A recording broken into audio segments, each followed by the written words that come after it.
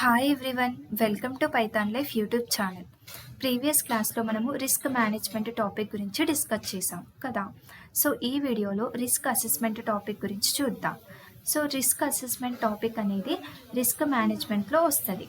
So risk మేనేజ్మెంట్లో మెయిన్గా మనకి 2 టర్మ్స్ ఉంటాయి, రిస్క్ అసెస్మెంట్ అండ్ అలాగే రిస్క్ కంట్రోల్ అని చెప్పి. సో ఇక్కడ రిస్క్ కంట్రోల్ అంటే ఏంటి అంటే, కంట్రోల్ మీన్స్ రిస్క్ని ప్రాపర్గా మానిటర్ చేయడము, రిస్క్ని అవాయిడ్ చేయడానికి, ట్రాన్స్ఫర్ చేయడానికి అండ్ కంట్రోల్ చేయడానికి ట్రై చేయడం, ఓకేనా. బట్ దీనికన్నా ముందు రిస్క్ అసెస్మెంట్ అనేది very important. So risk assessment means రిస్క్ని ఐడెంటిఫై చేయడము అండ్ అలాగే అనలైజ్ చేయడము అండ్ ప్రియారిటైజ్ చేయడం. అంటే ఏ రిస్క్ని ఫస్ట్ కంట్రోల్ చేయాలి ఏంటి అనేది అంతా కూడా మనకి రిస్క్ అసెస్మెంట్లో చేస్తామన్నమాట. ఇక్కడ ప్రియారిటైజ్ మీన్స్ ఏ రిస్క్కి ఫస్ట్ ప్రియారిటీ ఉంది, దేన్ని ఫస్ట్ హ్యాండిల్ చేయాలి అనేది చూసుకుంటాం, ఓకేనా. సో ఇక్కడ మనం రిస్క్ అసెస్మెంట్లో ఫస్ట్ పాయింట్ ఏంటో చూద్దాం. It is a process to rank the risk in terms of the damage అంటున్నాం. అంటే రిస్క్ డ్యామేజ్ని బట్టి ర్యాంక్ ఇవ్వడం అనేది జరుగుతుంది. అంటే ప్రాబబిలిటీ ఆఫ్ అక్కరెన్సెస్ని బట్టి అలా డిసైడ్ అవుతాం, ఓకేనా. అంటే రిస్క్ అనేది ఎన్ని టైమ్స్ అక్కర్ అవుతుంది మనకి అండ్ డ్యామేజ్ ఎంత అవుతుంది ఆ రిస్క్ వస్తే, సో దాన్ని బట్టి ఇక్కడ మనము రిస్క్ అసెస్మెంట్ అనేది చేస్తాం, ఓకేనా. సో ఇది first point. Next second one ఏంటి, determine the average probability of occurrences value for each task.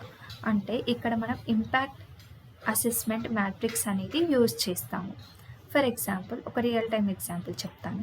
కంపెనీలో ఏదైనా ఫైర్ యాక్సిడెంట్ అయ్యింది అనుకోండి.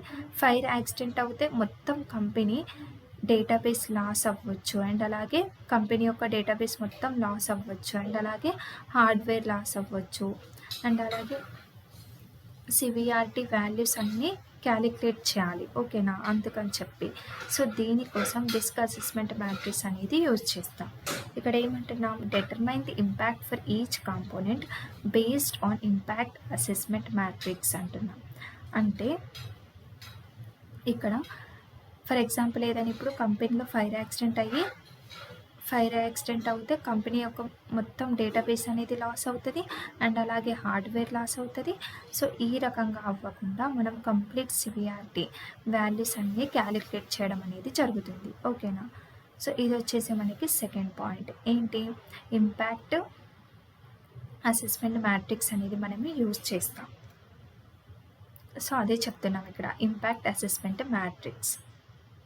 నెక్స్ట్ ఏంటి, third point, risk assessment values are determined by multiplying the score for probability and severity values together అంటున్నాం.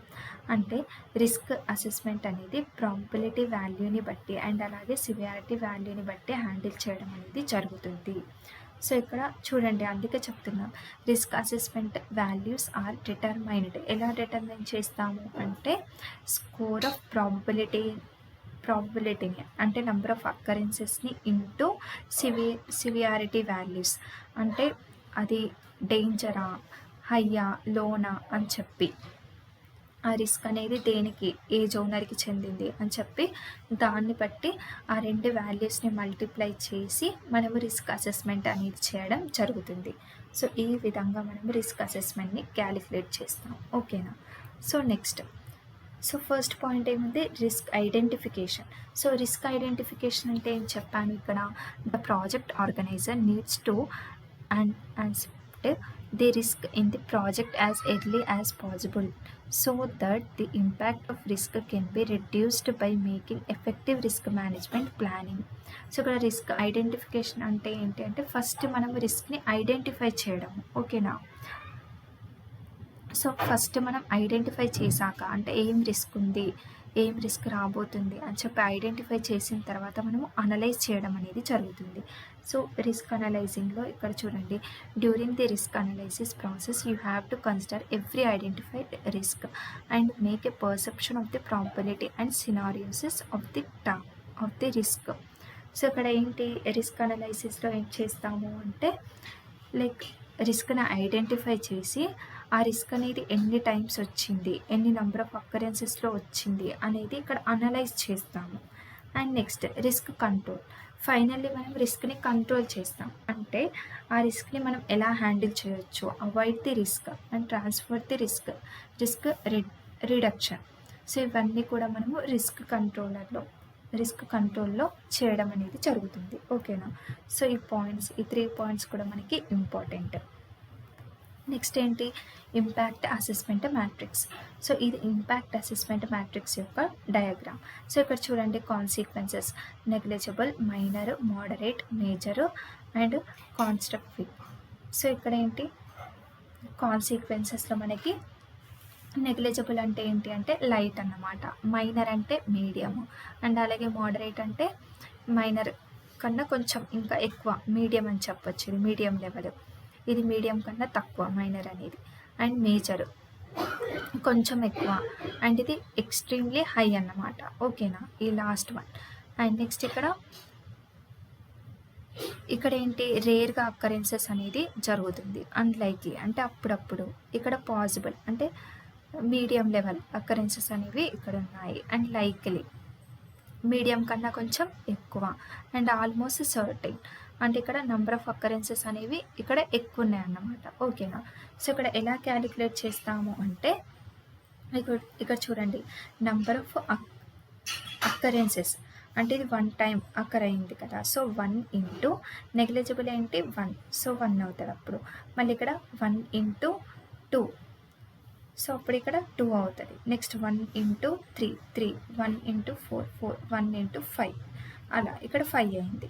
So ఇక్కడ ఏంటి, మనకి ఇక్కడ ఎలాంటి రిస్క్ అనేది లేదు అని చెప్పొచ్చు ఇక్కడ. అదే ఇక్కడ చూడండి, అన్లైక్లో 2 into 1 2, 2 into 2 4, 2 into 3 6, 2 into 4 8, and 2 into 5 10.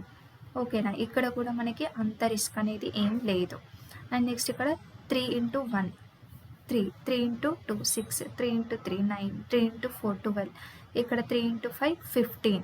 అంటే ఇక్కడ కొంచెం డేంజర్ జోన్ అనేది ఉంది, ఇక్కడ రిస్క్ అనేది కొంచెం హై ఉంది అని చెప్పొచ్చు. అండ్ అలాగే ఇక్కడ కూడా మనం క్యాలిక్యులేట్ చేయడం అనేది జరుగుతుంది. సో ఈ రకంగా మనం ఇంపాక్ట్ అసెస్మెంట్ మ్యాట్రిక్స్ని యూజ్ చేసి రిస్క్ అసెస్మెంట్ని క్యాలిక్యులేట్ చేయడం అనేది, డిటర్మైన్ చేయడం అనేది జరుగుతుంది. ఓకేనా. సో ఈ క్లాస్లో మనం ఏం డిస్కస్ చేసాము, రిస్క్ అసెస్మెంట్ అంటే ఏంటో చెప్పాను కదా. సో మనకి మెయిన్గా ఈ రిస్క్ అసెస్మెంట్ అనేది రిస్క్ మేనేజ్మెంట్లో వస్తుంది. రిస్క్ మేనేజ్మెంట్లో మనకి 2 టర్మ్స్ ఉంటాయి, risk assessment, risk control. So risk control అంటే ఏంటి అంటే, కంట్రోల్ మీన్స్ రిస్క్ని ప్రాపర్గా మానిటర్ చేయడం, రిస్క్ని అవాయిడ్ చేయడానికి, ట్రాన్స్ఫర్ చేయడానికి, అండ్ అలాగే కంట్రోల్ చేయడానికి ట్రై చేయడం. ఓకేనా. బట్ దీనికన్నా ముందు మనకి రిస్క్ అసెస్మెంట్ అనేది very important. So risk assessment అంటే ఏం చెప్పాను, రిస్క్ని ఐడెంటిఫై చేసి అనలైజ్ చేయడం అండ్ ప్రియారిటైజ్ చేయడం. ఓకేనా. ఫస్ట్ ఏ రిస్క్ని కంట్రోల్ చేయాలి ఏంటి అనేదంతా కూడా మనము రిస్క్ అసెస్మెంట్లో చేస్తాము. సో ఇక్కడ ఫస్ట్ పాయింట్ ఏం చెప్పాను నేను, it is a process to rank the risk in terms of the damage. అంటే రిస్క్ డ్యామేజ్ని బట్టి ర్యాంక్ ఇవ్వడం అనేది జరుగుతుంది, అంటే ప్రాబబిలిటీ ఆఫ్ అక్కరెన్సెస్ని బట్టి అలా మనము డిసైడ్ అవుతాం. ఓకేనా. సో ఇది మనకి ఫస్ట్ పాయింట్. నెక్స్ట్ ఏం చెప్పాను, ఇక్కడ మనం రిస్క్ అసెస్మెంట్ని క్యాలిక్యులేట్ చేయడానికి ఇంపాక్ట్ అసెస్మెంట్ మ్యాట్రిక్స్ అనేది యూజ్ చేస్తాం. ఓకేనా. ఫర్ ఎగ్జాంపుల్ ఏంటి, కంపెనీలో ఏదైనా ఫైర్ యాక్సిడెంట్ అయింది అనుకోండి, ఫైర్ యాక్సిడెంట్ అయితే మొత్తం కంపెనీ యొక్క డేటాబేస్ లాస్ అవ్వచ్చు, అండ్ అలాగే హార్డ్వేర్ లాస్ అవ్వచ్చు. సో సివియారిటీ వాల్యూస్ అన్నీ కూడా మనము క్యాలిక్యులేట్ చేయడం అనేది జరుగుతుంది. ఓకేనా. అందుకే మనం ఇక్కడ ఇంపాక్ట్ అసెస్మెంట్ మ్యాట్రిక్స్ అనేది యూజ్ చేస్తాము.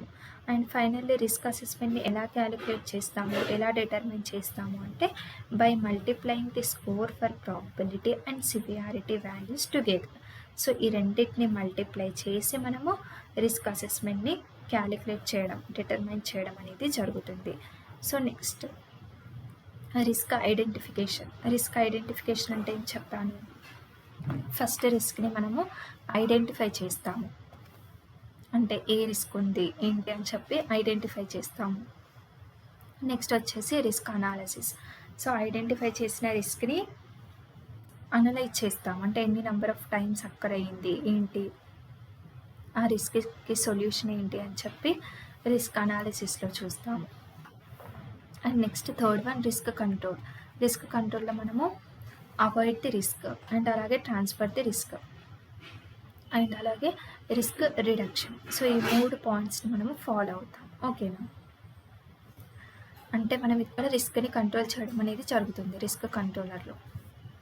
And finally impact assessment matrix. So ఇక్కడ మనం ఏ రకంగా క్యాలిక్యులేట్ చేస్తాము బై మల్టిప్లయింగ్ ది ఏంటి ఇక్కడ by multiplying the probability and severity values. ఈ రెండింటిని మల్టిప్లై చేసి ఇక్కడ మనం ఇంపాక్ట్ అసెస్మెంట్ మ్యాట్రిక్స్ రిస్క్ అసెస్మెంట్ని క్యాలిక్యులేట్ చేయడం అనేది జరుగుతుంది. ఇక్కడ చూడండి number of occurrences rare, unlikely, possible, likely, almost certain and అలాగే ఇక్కడ కాన్సిక్వెన్సెస్ నెగ్లిజిబుల్, మైనర్, మోడరేట్ అని చెప్పి ఇవి ఉన్నాయి. సో ఇక్కడ లాస్ట్ వన్ 5th వన్ ఉంది కదా, ఇది ఎక్స్ట్రీమ్లీ హై అని చెప్పొచ్చు. సో ఇక్కడ ఎలా క్యాలిక్యులేట్ చేశాను 5 × 1 5 అండ్ 5 × 2 10 5 × 3 15 అండ్ అలాగే 5 × 4 20 5 × 5 25. సో ఇక్కడ మనకి ఈ జోనస్లలో మనకి రిస్క్ అనేది హై ఉంది అని చెప్పొచ్చు. సో ఈ రకంగా మనము రిస్క్ అసెస్మెంట్ని డిటర్మైన్ చేయడం అనేది జరుగుతుంది. సో ఈ క్లాస్లో మనము risk management and risk assessment, risk control అంటే ఏంటి అనేవి మనము డిస్కస్ చేసాం. సో ఈ క్లాస్ మీ అందరికీ క్లియర్గా అర్థమైంది అనుకుంటున్నాను. నెక్స్ట్ క్లాస్లో ఇంకో కొత్త టాపిక్ గురించి డిస్కస్ చేద్దాం. Thank you.